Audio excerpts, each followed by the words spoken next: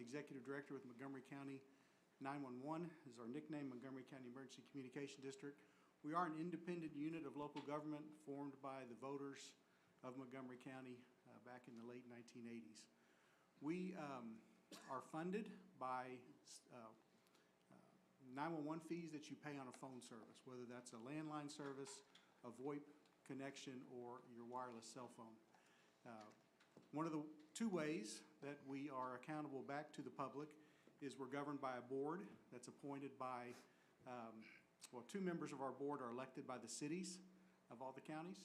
Right now you're represented by Paul Vergadamo, the city administrator of Conroe, and also by Richard Tram, the former city administrator of Montgomery. That position is coming open here in September, and we hope to have a new member appointed by the city soon. Two members are appointed by the Commissioners Court and one member by the fire chiefs. The second way that we are accountable back to the public is that we present our budget to the cities and to the county for approval. And we have to have a majority of the cities approve the budget before we can adopt it in its final form. So that has been presented to you here. The budget this year, well, let me just back up and just tell you briefly what we do. We coordinate the 911 phone call. So from the time that you dial it through your service, your service provider has got to send that call to a 911 call center. We help with that process to make sure it goes all the way to the call center that it's supposed to go to. We do all the addressing, maintain the base maps for the city, for the county. We work with the phone companies to make sure that their service lines up correctly, and we fund and support, or we help fund and support 5 different 911 call centers here in the county. This is Montgomery County Sheriff's Office, Conroe Police Department, the Hospital District, the Woodlands Fire Department, and the Conroe ISD Police Department.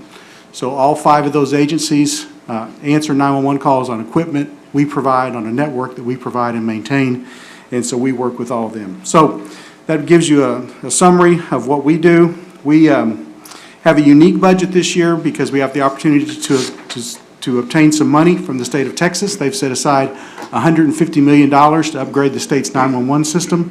We're still operating off the original copper wire 911 architecture that was developed under the regulated telephone model. We are replacing that. That system is on its way out. We're replacing that with an internet-based protocol system that will, we think, be both more muscular as well as more redundant and more flexible. So this year's budget, our revenue is $6.6 million, which is a 33% increase over last year's budgeted revenue. 1.4 of that is from the state of Texas for grant services. That grant is split up between our operating and our capital budget. So our operating budget increased by 12% over the same budget for this current year at $5.5 million. And then our capital budget is a total of $2 million, almost just under $2,800,000, which includes $1.1 million for those capital expenses to upgrade our 911 system. Our largest line item, our largest item that we fund is staff support to the 2 entities that answer 911 calls in what we call primary 911. In other words, you make a 911 call, it's going to go to one of 2 places in the county, depending upon your location. If you're in Conroe, it's going to go to the Conroe Police Department. If you're not in Conroe, it's going to go to the Montgomery County Sheriff's Office. We help pay for some of those call takers. We fund a portion of their staff in their call centers to answer those 911 calls. That's our largest line item, and due a fairly significant amount this year. I'm going to take any questions that you have about either the budget or the 911 district in general, and I'll be happy to answer those. You answered the grant question that I had already. Okay. The call taking contracts were up to 18%. So what accounted for that? That is, we have not increased. We fund 18 positions with the Sheriff's Office and 5 positions with Conroe Police Department. That's been static since 2005. And so we have decided this year that due to call volume increases, we did a staffing study and recognize that if there needs to be additional call takers. We have proposed to the county that if they will hire 5 more call takers, we'll pay for 2 of those. So that's, and then the city of Conroe, if they'll make a staffing adjustment, we will fund 1 additional position. And then under personnel costs, the allowances, what are the allowances for? We have vehicle allowance and cell phone allowances.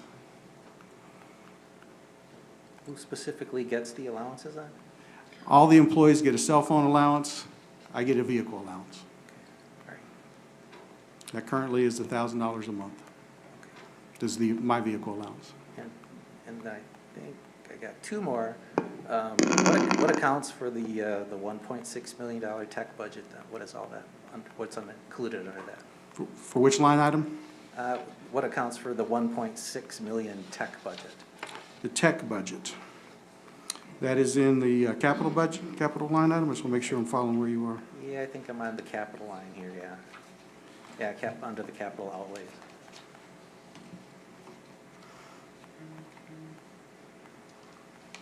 Page 5, I think.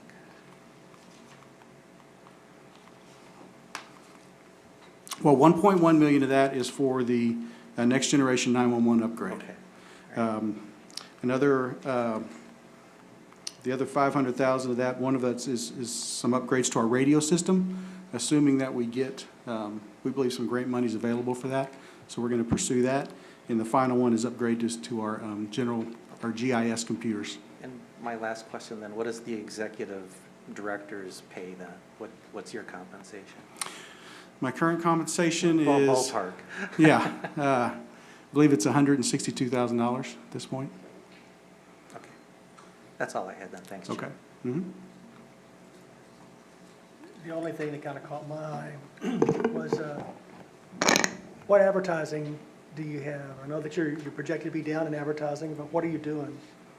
We run public information campaigns to help people understand when they call 911, make sure you know your location. We also, I'm trying to remember specifically what the campaigns have been. We don't want abuse of 911. You may have seen some advertisements that we've run at movie theaters, on television stations. We generally partner with Greater Harris County 911. They'll run advertising campaigns that are regional. And if we include the local cable stations or the local movie theater ads, we'll include that. We also have a service called Smart 911 that we advertise, and that is allowing you to create a safety profile so that when you call 911, if you've got special information you want to share, you've got somebody in your house that's got certain medical conditions, you got special access information to your property, or you got your pets' names or those vehicle descriptions, anything that you want to share with a 911 call taker, we have that ability to create that profile. So that's another service that we advertise. Thank you. Mm-hmm. I move that we approve the ECD proposed budget for 2023. I second. All right, we have a motion to approve the budget Thank you, Chip. Thanks, Chip. Thank you. by Councilman Fletcher, seconded by Councilman Pollard. All in favor, say aye. Aye. Aye. All opposed? Motion passes. All right, we're going to move to, thank you, Chip. Going to move back to Citizens Forum. Citizens are invited to speak for 3 minutes on matters relating to city government that relate to agenda or non-agenda items. Speakers are asked to stand up and approach the podium to address council and give their name and address before sharing their comments. I'd remind everyone that we will not enter into any dialogue with anyone. If there are any specific questions that are going to be asked, please direct them in the right venue. This will not be a venue for a discussion or a question and answer segment. First speaker is Charlie Ballmer.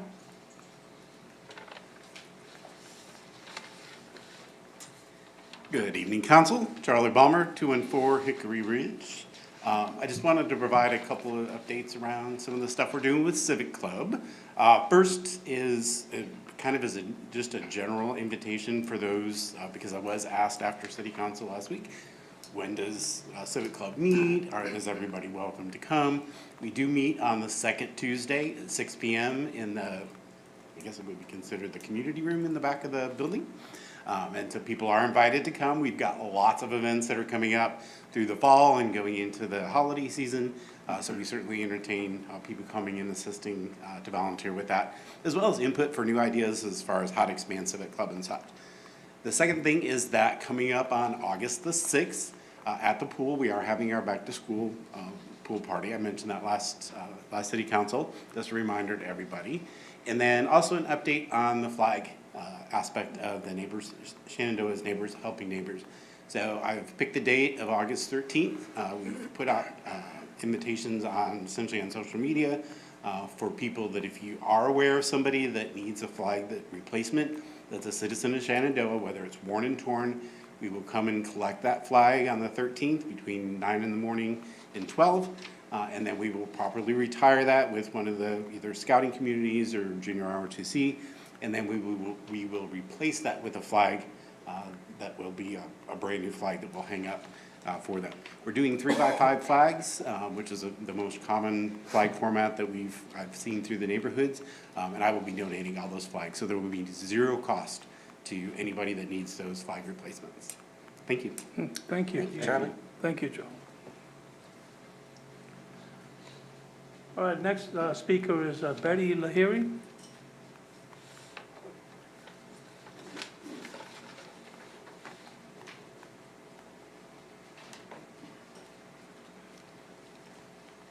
Good evening. I think you all know me, but my name is Betty Lahiri. I live on Silverwood Ranch in Shenandoah. I would like to address the ugliness that is going on in our community. I'm a long-term resident since 2011, former president of Civic Club, now an active member and volunteer in the Civic Club, and a proud resident. It seems that people from outside the city are commenting on personal issues that are none of their business. Their lives have nothing to do with the city of Shenandoah. It seems that social media is their way of spreading false information. The reason I love Shenandoah is its citizens' love for the community. They help each other. They don't bash each other. But outside and inside attacks need to stop. How many Freedom of Information requests have been entered? Looks like over 100 when you look at the monthly reports. What information was found? What wrongdoings were found? Where, what, and who have been caught with the smoking gun? How many hours of our city's staff time have to be spent? Some citizens can't seem to get over the fact they lost elections. So move on to bigger and better things. I personally have been bullied, called names by these people, and we just need to consider the sources. Thank you and have a good evening. Thank you, Betty. Thank you, Betty. All right, we'll move on to item number 6, presentation of the monthly MDD report. Okay. We just got done with the MDD meeting. MDD did approve their budget, so everything is all set up for that for us. Previously, we had our joint meeting last month where we talked about budget considerations and project rankings.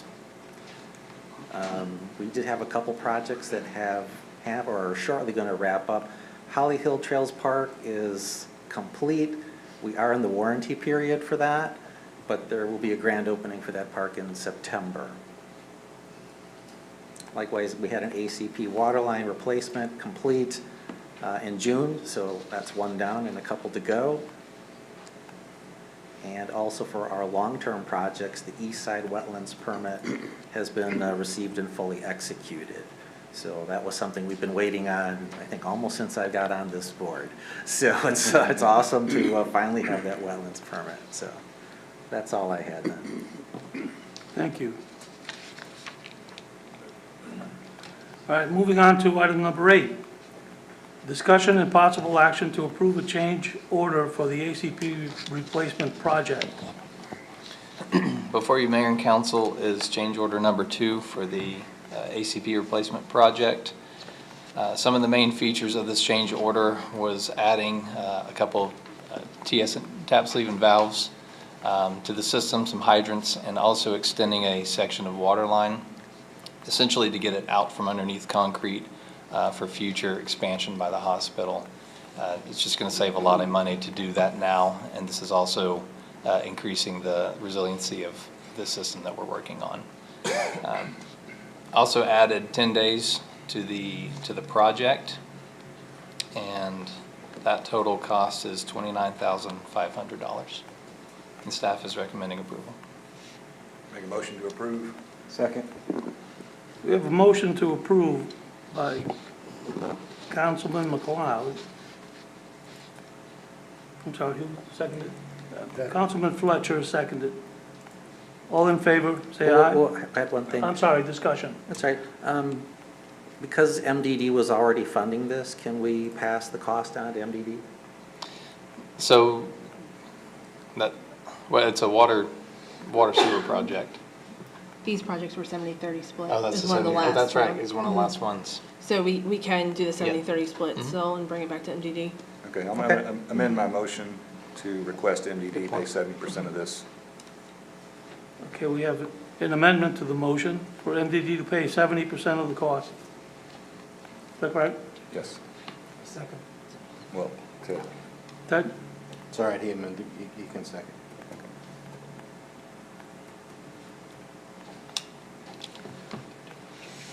All right. Any further discussion? All in favor, say aye. Aye. All opposed? Motion passes.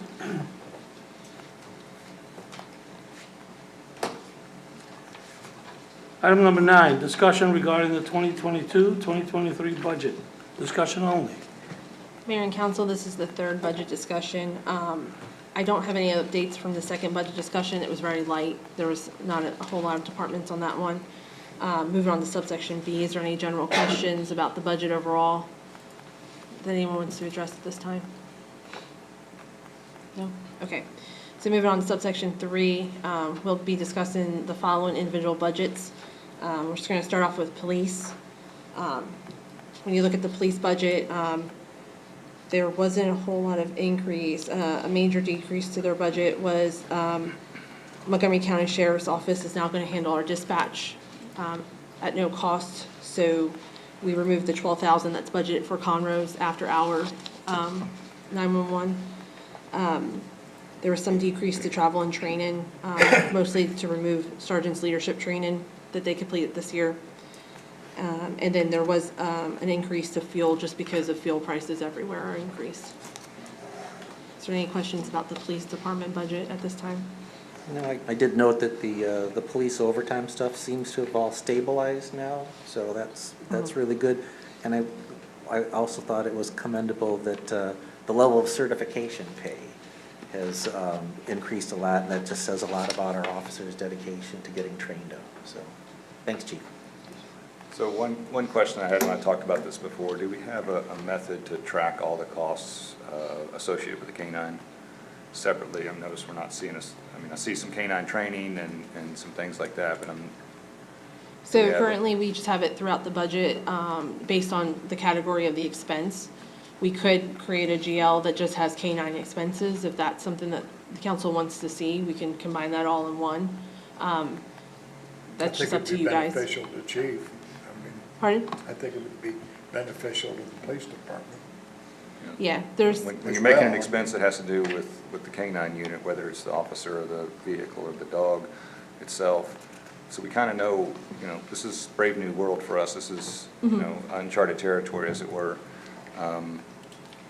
It'd be nice for us to be able to see year to year what this is costing, and so we can look at cost benefits. yeah. Yeah, because currently what we did was, if it was travel and training, it just went to the travel and training budget. Operating supplies went to operating supplies. But we can create a GL that just says K-9 unit, and it has all those expenses underneath it. That's an easy fix. I'm just thought, because otherwise if I ask you that, you're gonna have to go through and manually tease Yeah. out all that stuff. Yeah, So no problem. It may That's just be something- easier to, I can bring that back to the workshop and have it all broken out. okay. Yeah. Chief, you were gonna say something? So there shouldn't be too much other associated costs other than the upfitting and the vehicle and some of the minor equipment and, for a kennel build. Most everything else, veterinary costs, food, everything has been covered through, people who are volunteering, their time and money to, take care of that.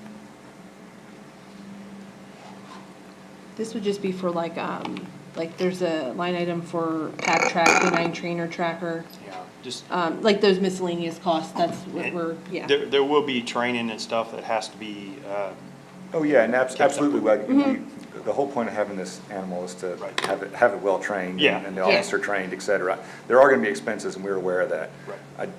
I just wanna be able to see them, Just centralized, yeah. yeah. Yeah, and there'll be offsets on time, because I know I've been out on rides where there was a drug bust and we had to wait on the dog to come, and then our guys are tied up waiting till the sheriff's deputies can show up, so it's a good thing for us. it is. And I guess Maui's gonna come and get sworn in about a month? When Maui is completed with his training, then he will come in and be sworn in as an officer, yes. Can't wait for him to get here. Any other questions for the police department budget at this time? Keep thinking of license plate readers, chief. I know it's not in this budget, but I think it'd be very beneficial for the city, the residents, and everybody, and the businesses. I agree, and I'm starting to have those discussions with. Can you also keep track of those donations that you mentioned, the vet fees and Pretty good idea. food and all that, for multiple purposes, for, just to keep track of how much we've saved in that field, and also to keep track who's donating the stuff so we can thank them? Yes, sir, absolutely. The only thing that I was wondering about is I saw that you've got 2 new applicants that you're trying to get in the police department. There are 2 applicants that have applied for a job. How many openings do you have in the police department? So, at this current time, we have one position available. It's been open for a while. It's law enforcement across the board is having problems hiring people, so. Is there anything that we need to do to help you recruit? No, sir, we're doing what we can. Right now, I have one of the officers who is very good at videos, and he is making videos and creating flyers and everything, and we're going to try to get those out, get those more available to the public, sending it out through Facebook and different avenues. He's a tech savvy guy, so he knows more about that stuff than I do. But we're working on that. I sent Administrator Kathy today some video examples that he made, and they're pretty neat. So you feel like it's not an issue of pay? One problem we're having is that the competition with the other agencies. I definitely appreciated the pay raise that we had this the last year. I do think that we have to reevaluate that every 2 years to stay competitive with the other agencies. I try to make some adjustments so that a way we can draw in more experienced officers. But I think what I'm trying to work on now is just developing small programs such as the K-9 program that's a draw to people, because we've had a lot of applicants that have asked us, you know, what else do y'all offer? Do y'all have a K-9 division? Do y'all have, you know, different things? And we're working on that. We're working on an honor guard program. Of course, that's a volunteer basis, but it's something that that we can create, that just create a little bit more draw for officers from other agencies. I'm just trying to be a little bit more creative with stuff. Thank you. Yes, sir. Yeah, I just wanted to echo support for Councilman Brott's idea of the additional cameras and LPRs at some of our commercial places to kind of help combat that, so that you know, we can't always have somebody everywhere all the time, but most of the stuff is happening in a commercial area. And I just don't know that I've ever heard of anybody's, you know, Toyota Sequoia losing a catalytic converter in the valley, so. All right, thanks. Yes, sir. Any other questions on PD? Okay, moving on to the next department, it's gonna be Public Works, and that's gonna be in tab 10 if you're following your books. There wasn't much change to Public Works, just staff increases, salary increases, based on scale. The only other, larger increase was based on the landscape contract with Land Care, but that's a built-in contract price.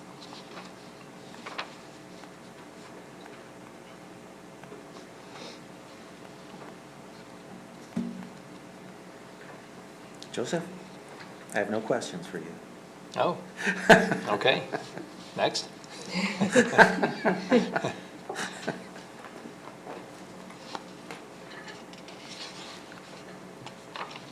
Nothing else for Public Works?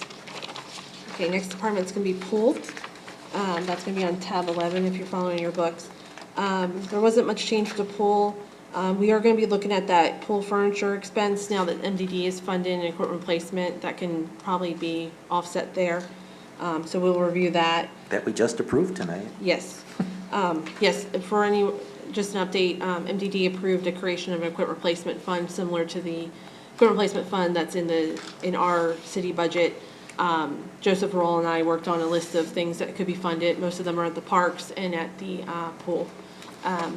So a lot of it includes more, not as bigger replacements as the city side has with vehicles, but more about furniture, you know, equipment, stuff like that.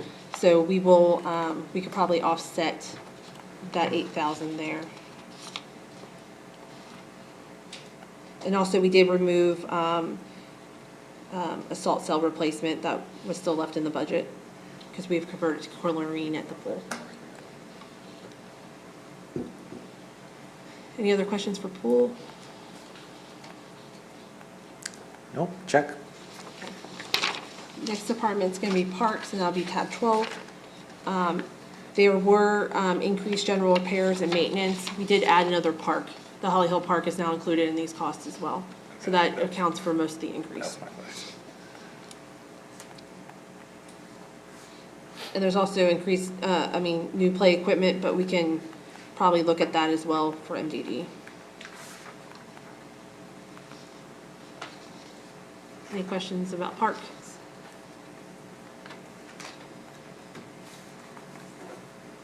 Nope. Nope. All right, moving on.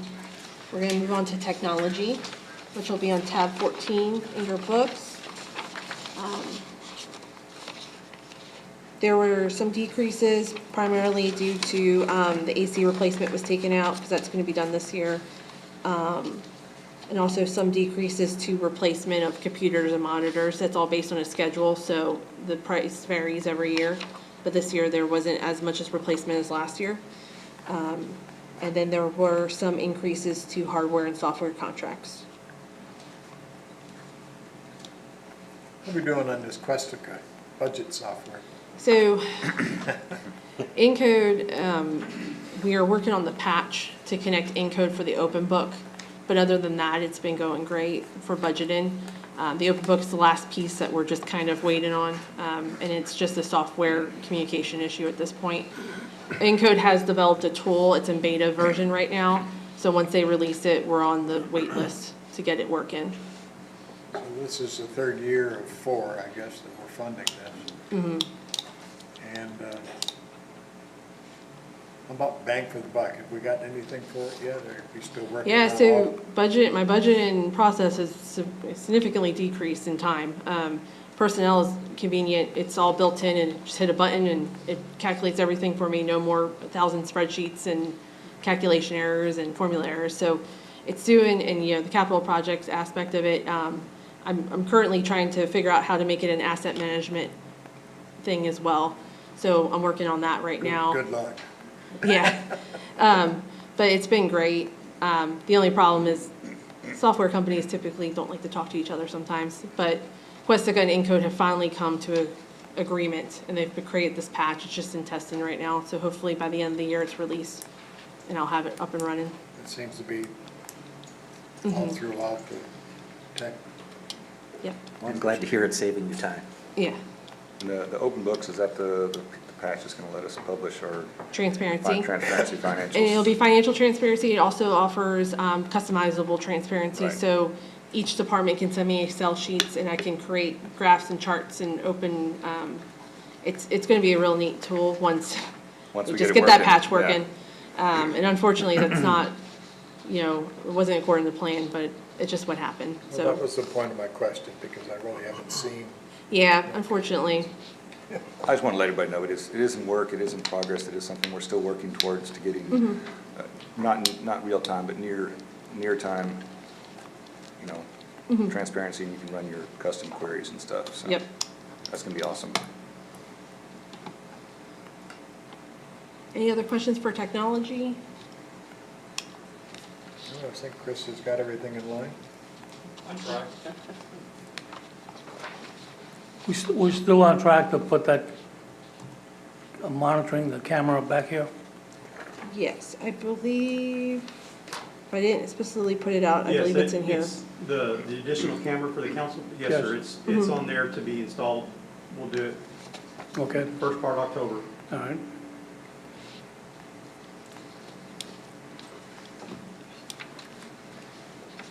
Any other questions? No? No? And then we're gonna move on to our water and sewer department. That starts on tab 21. Sorry.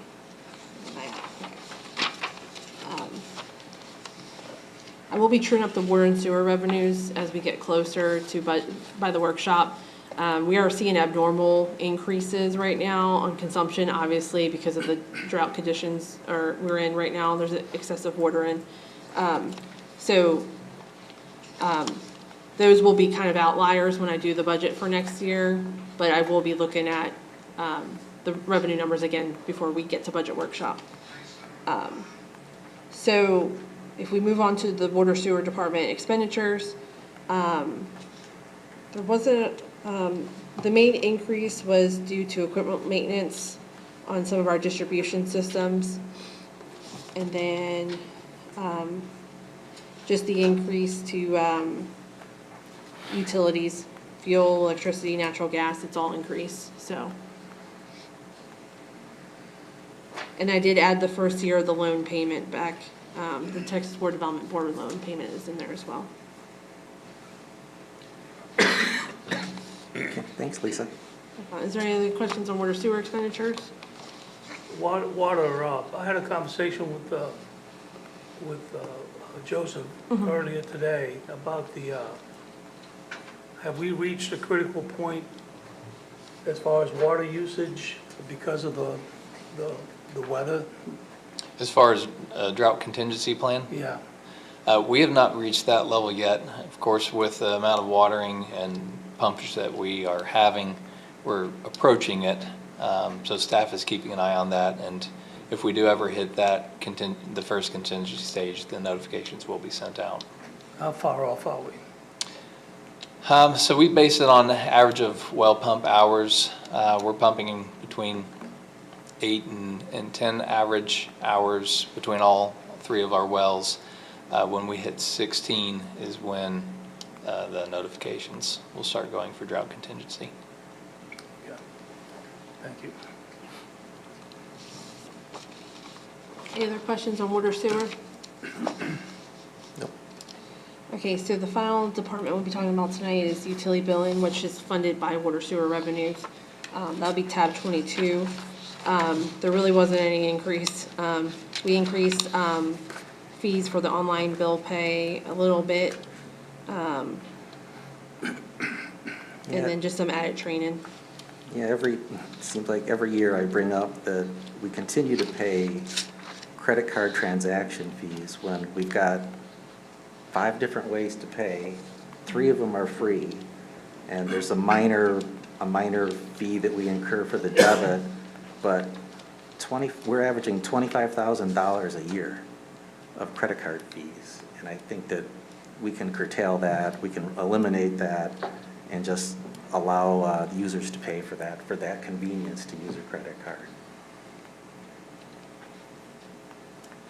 I would argue the other side of that, it's, if you look at our water and sewer and our billing currently and taking that forward, we're way ahead of the game. And again, it's just another service that we provide for our residents, even though it's minor.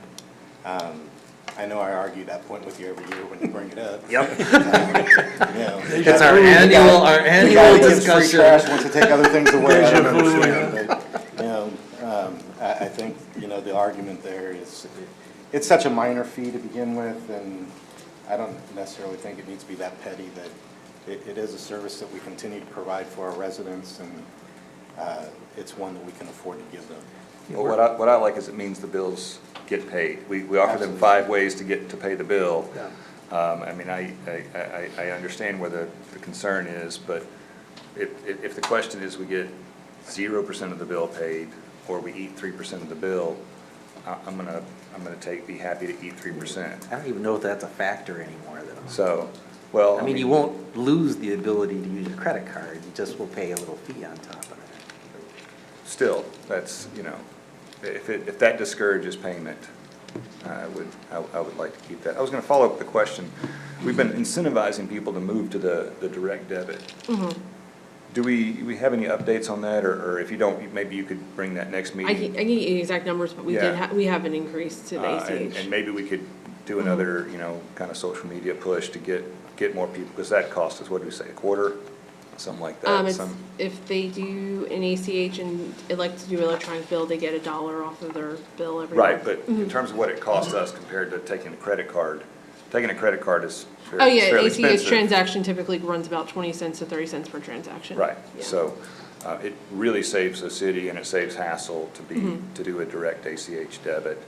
And I know we've got a certain percentage, and it does, because it saves us so much money, we pass along that savings to the residents, so maybe it's time to Do another blast. do another And then kind of blast. I'm just curious then, what would that fee be that a user would pay then to use credit or debit? So when you use a credit or debit card online, there's a $1.25 transaction fee that's imposed by the payment portal, which is in code. And then there is, it's typically a 2 to 3% interchange rate on top of that. And it just depends on the credit card type as well. A rewards card will have a higher interchange fee. Basic debit card has a lower one. Our credit card processor company does provide that information. I can look at it and see what we're typically trending for utilities. And just I can disperse that to you guys in an email form, and then. I'm sure that we'll talk about it at workshop Yeah. again. So. Okay, that's all I have. Any other questions for utility billing at this time? And with that, I'm out of budget talk. Thanks, Lisa. Thank you. Thank you, Lisa. Well, thanks everybody who contributed to the budget. Yep. Yes. Lisa gets, the hat tip, because she's the point person, but you all do a great job with it. Thanks so much. Thank you. All right, moving on to item number 10. Discussion and possible action to accept excess collections for 2021 debt service and certification for debt service collection rate for 2022, 2023. Motion to approve. Second.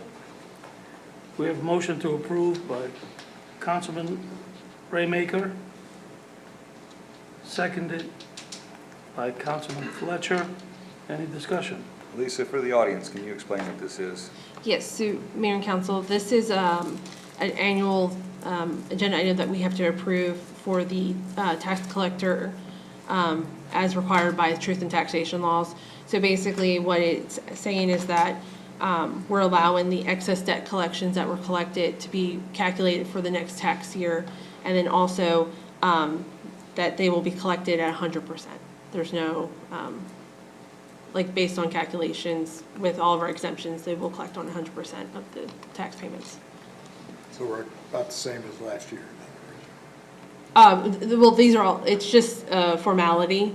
They'll have the actual understand it's numbers. formality. Yeah. It's just saying that 100%.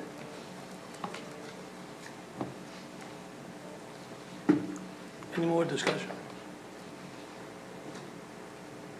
All in favor, say aye. Aye. All opposed? Motion carries. Item number 11, discussion and possible action to ratify the accounts payable for June 2022. So moved. Second. We have a motion to approve by Councilman Brott.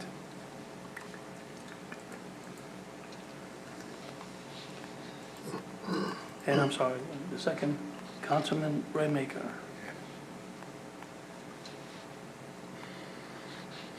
Any discussion? I did have a question. Let's see, I think it's on, yeah, not the wrong page. There's a line in there about PD lot resurfacing. What page? Sorry. Do you have a PDF page? Yeah, let me pull that up. I apologize. No, I'm usually I good can at tell you this. what it's about. Oh, That's okay. all I need to know, yeah. So this was where the dumpster, old dumpster enclosure used to be. There was a concrete pad. Gotcha. That's been removed and that area resurfaced with asphalt. Cool. That's it.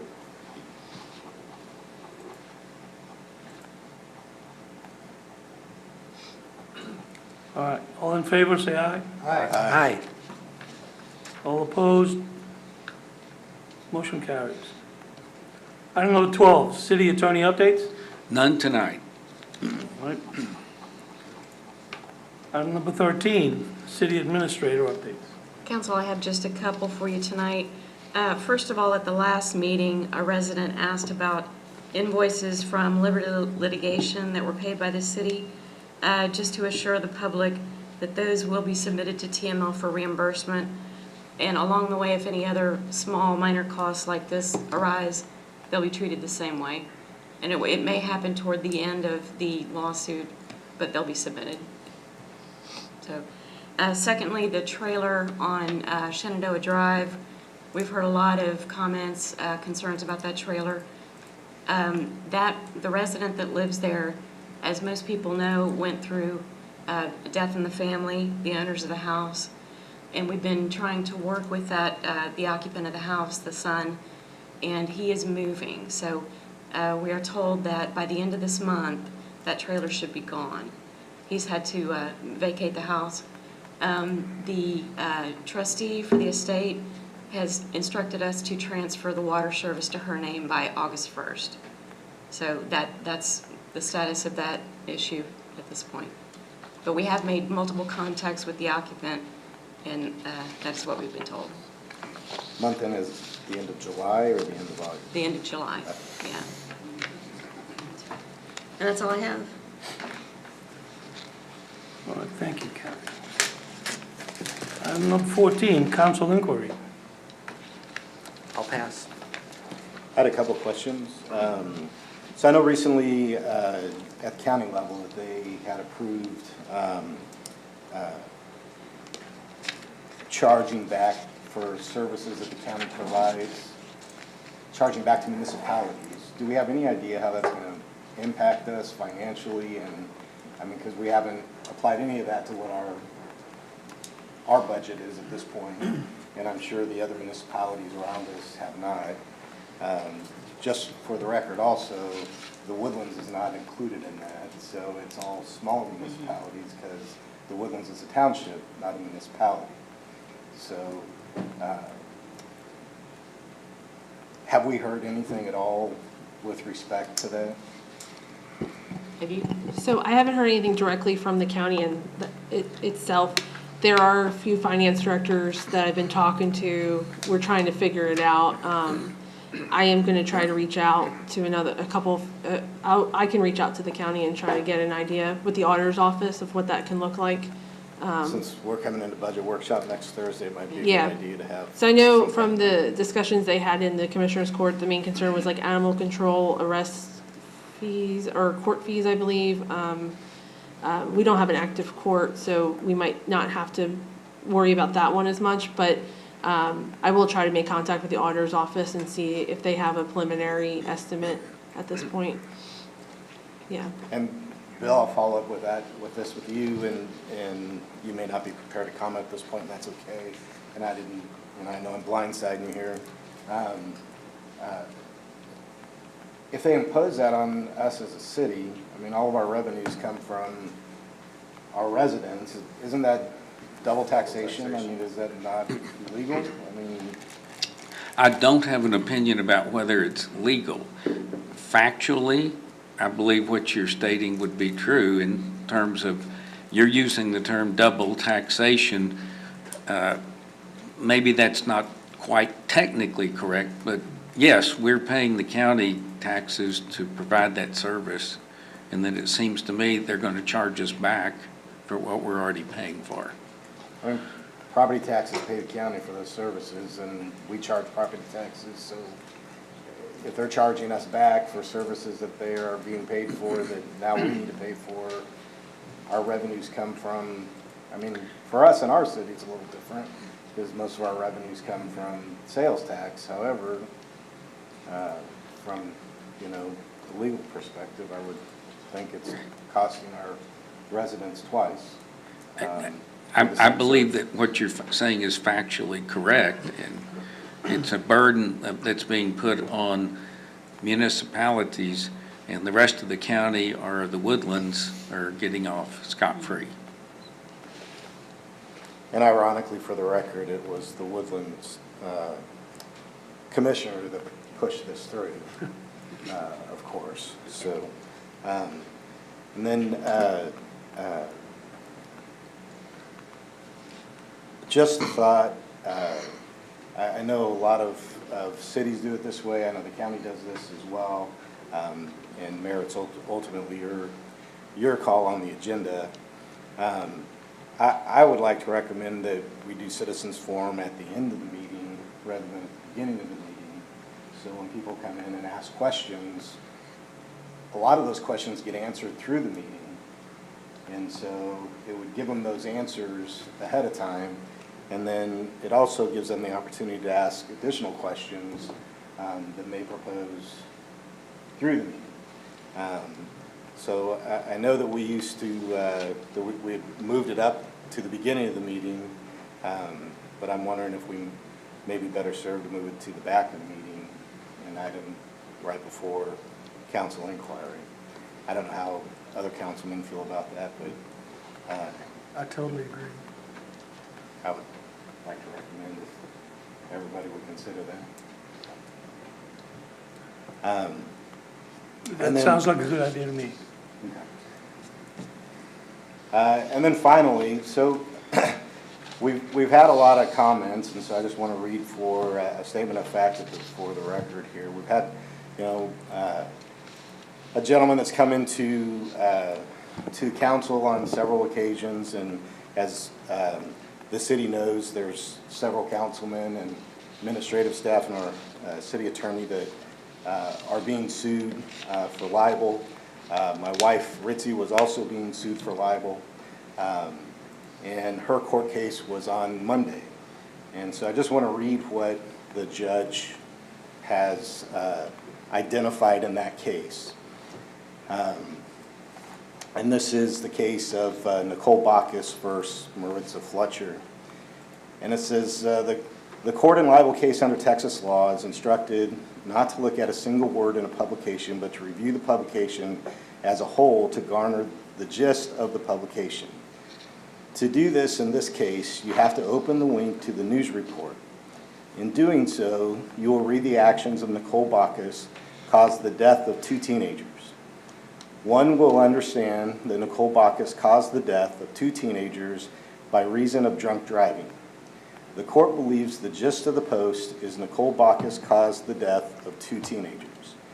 The court does not read the post to say that Nicole Bacchus caused the death of 2 teenagers with malice of forethought or caused the death intentionally. Only that her actions in operating a motor vehicle while impaired caused the deaths. The post taken as a whole is substantially true, which is to say Nicole Bacchus did in fact cause the death of 2 teenagers.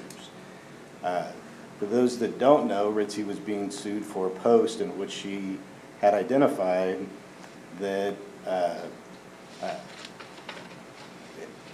the time, Councilman Escato was being sued with the rest of us.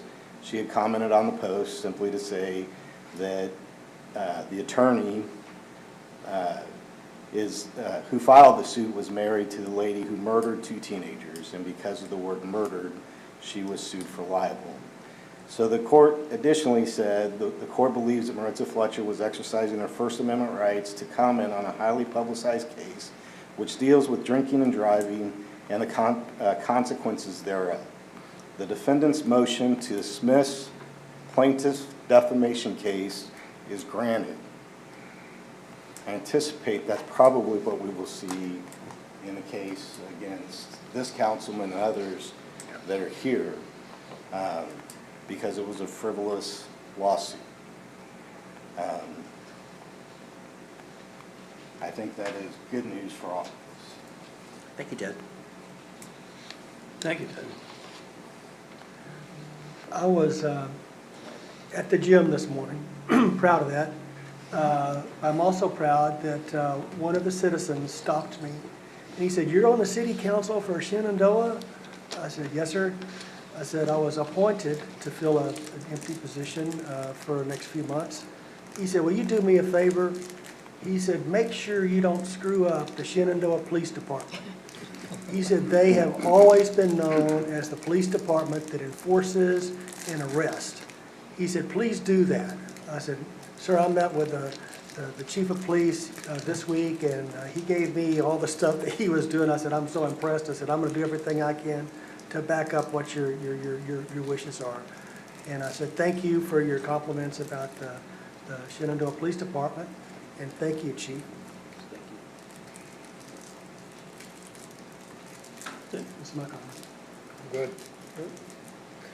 Yeah, just a reminder, guys, school's gonna be starting in a little while, so do be watching as you drive to and from work, and plan your commutes. If you're still commuting, your traffic's probably gonna change up here in a couple weeks, so just be aware of that. In the vein of the police department, Chief, you have an officer who was recognized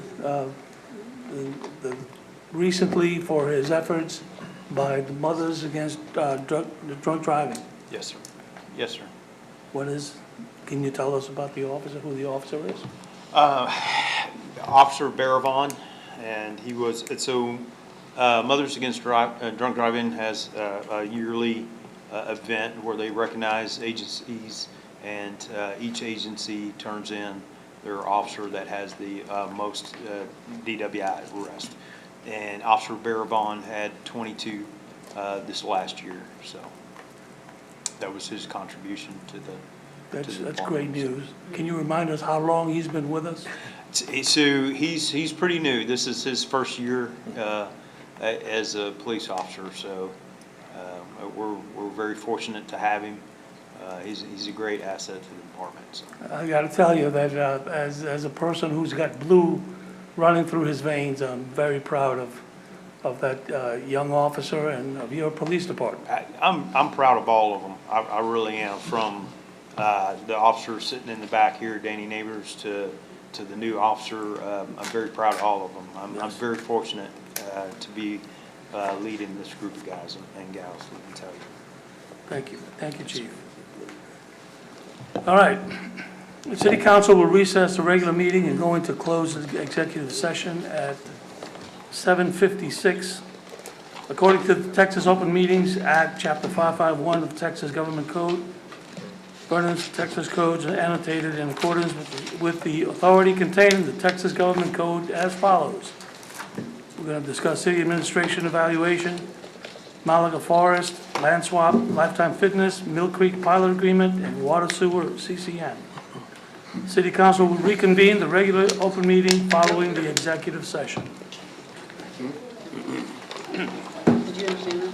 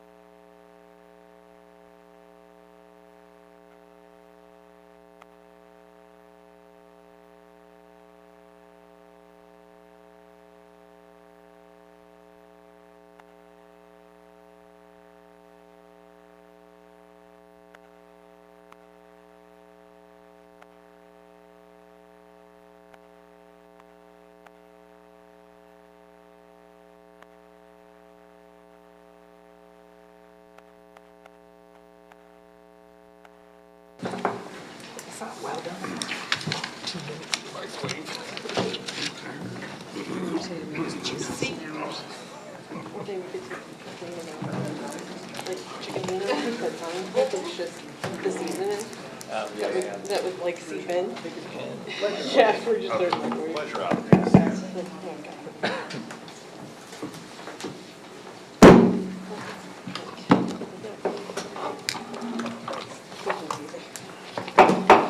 All right, we're going to reconvene our city council meeting at 10:04 PM. I make a motion to increase the city. Wait, there was no action taken. There was no action taken No for the action, record. okay. I'm sorry. And I'd like to make a motion to increase the city administrator pay by 3%. Second. We have a motion to increase the city administrator's pay by 3%, made by Councilman Raymaker, seconded by Councilman Fletcher. All in favor, say aye. Aye. All opposed? Motion passes. Thank you, council. Thank you, Kathy. Thank you, Doing a great Kathy. job. All right, the city council meeting is now adjourned at 10:05.